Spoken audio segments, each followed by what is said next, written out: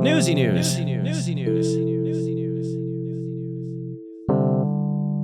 Good morning, everyone. My name is Onepeg, and in today's video, we're going to talk about a whole bunch of changes that have to do with ammo, an exploit that was finally buttoned up that's been plaguing us for the last few days, and more than that, we have weapon skill progression and helmets. Okay, so once again, a whole bunch of this information is coming from my boy Logical Solutions over at Tarkov-changes.com, so please stop by and check him out. He decided that he was going full-time as a little streamer boy a couple of weeks ago, and, he's off to a running start, so please pay him some love over at his Twitch channel, and always check out the website, Anyway, first variable up we have is this, weapon skill progress rate. The old being 1 and new 1.4. This is a 40% increase to the rate of speed at which we generate weapon skill progression. So that means as we are, tooling away with assault rifles and whatnot, these should level in experience, bigger, faster, stronger, as we end up hitting targets with them. Cool. The rest of this has to do with helmets. Masca, the Jack-o'-lantern face mask, 6B47, SSH, LSHZ, SHPM, the LSHZ2 DTM, let's see, the ZSH12M, the MSA helmet, the DevTac Ronin, the Untar helmet, the Kiver, the Wrist-T, the Vulcan. All of these have had their ergo penalties, turning rate penalties, the mouse penalties, the speed penalties, run speed penalties. They have all been buffed by like 50% or more. In some cases on the lighter helmets, the movement and ergo penalties were just like removed. The idea here is that they are, again, progressively trying to move us further and further into this place of being able to use more and more gear, remain a bit more movable, a bit more mobile. And yes, I know that there are those that are going to say that the game is turning into Call of Duty, but as we have all seen, a game like Call of Duty that has good movement mechanics and good gunplay is still widely celebrated and is a game that is played, not something that is slogged through.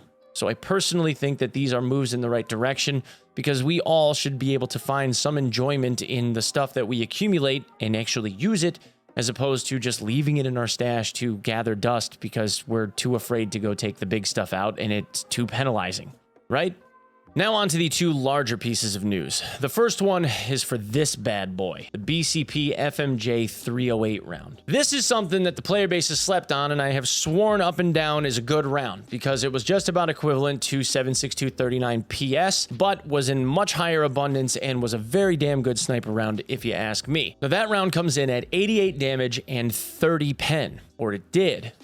Now it's 88 damage and 36 pen, which gives us about a 50-50 shot to penetrate a tier 4 chest piece or a tier 4 helmet. 2 shots, it's going through. So as an M80 alternative, that round, really good now. A 6-point increase in penetration on the BCP FMJ round is kind of game-changing. There was also a change yesterday to the TCW round, but that round at 72 now damage and 30 pen kind of goes back to like what BCP used to be. It's still a little bit closer to like what old 7.6239 PS was, but at only 30 pen, it's usable, but I probably wouldn't bring it on every raid. But I'm telling you, if you don't have M80, BCP FMJ, nice sweet spot. The ultra annoying task capturing Outpost seems like it has been eased a bit. Not in kill count, we still end up having to get the same amount of kills, but on the pier where this kind of like falls on its face, on the pier, it used to be this fence, this blue fence right here. This is like where Sanitar would spawn. Inside the blue fence, just this little area right here was where the task had to be completed. You had to actually kill them on the pier inside of the blue fence. That has since been modified and moved. So now we have the ability to go all the way out to here and also around in here where the disabled cars and that disabled convoy and jeeps and stuff are. So now it's a much larger area. It looks like it's been about doubled, I guess, in square meterage, if you want to put it that way.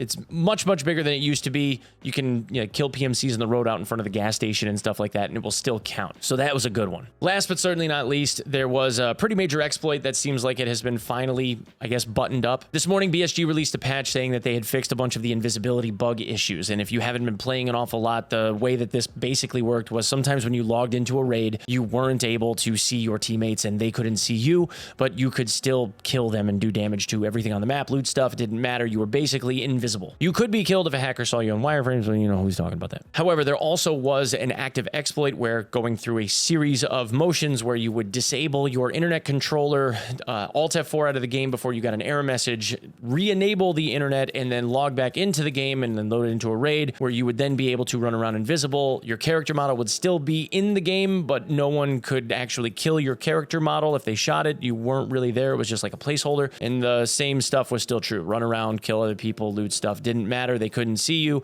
Yeah, broken. But that was fixed this morning. At least most all of it was. I can tell you that that active exploit part of it is something that you can't do anymore, and they say that they are actively pursuing trying to get it fixed. Okay, that's what I have for this one, guys. If you are still here, tonight, 9 p.m. Eastern Standard Time, I will be doing a dev interview Q&A session, the, I think, 4th one now, with Terry, the CEO of Iron Mace Games, talking about all things related to the Dark and Darker playtest that goes live on the 6th of February.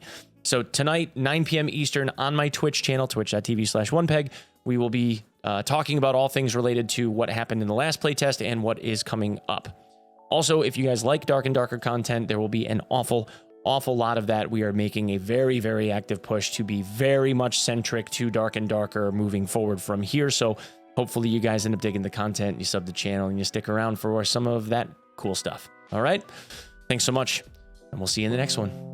Peace.